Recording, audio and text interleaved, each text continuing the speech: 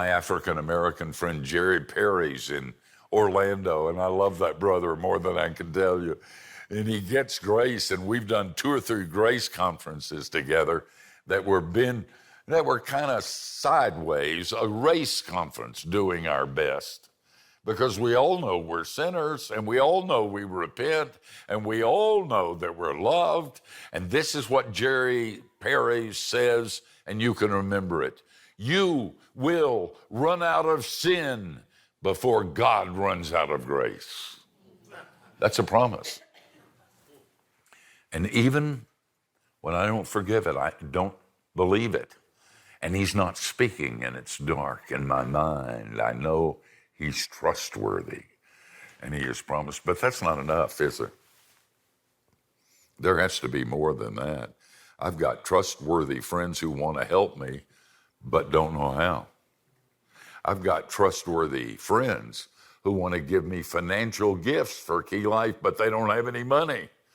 I have friends who really want to hold up my arms, but they're too tired and they can't hold up their arms. And so the second requirement is not only trustworthiness, but resource.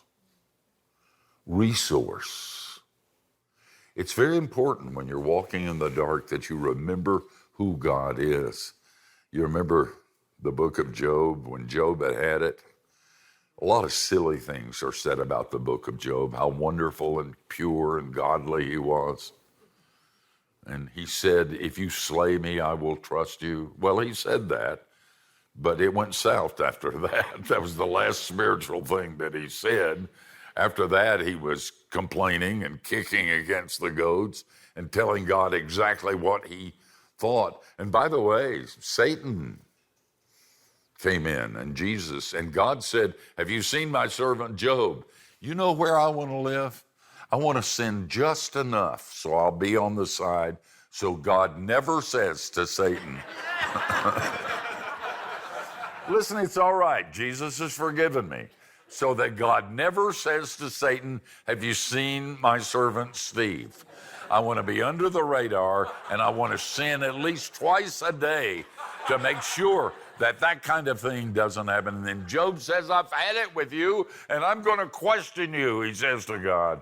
And God says, no, you have it wrong. I will question you.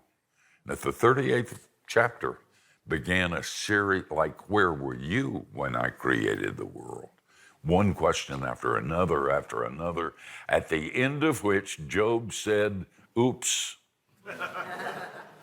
Sorry about that. I spoke without thinking.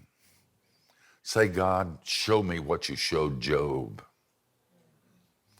Remind me of a creation that you made. Let me see your power and your glory and your strength. Let me see you in such ways that I am awed by your greatness and your power and who you are. Listen, it's not enough that God is trustworthy, and he is. He's powerful, he's big, and he's strong.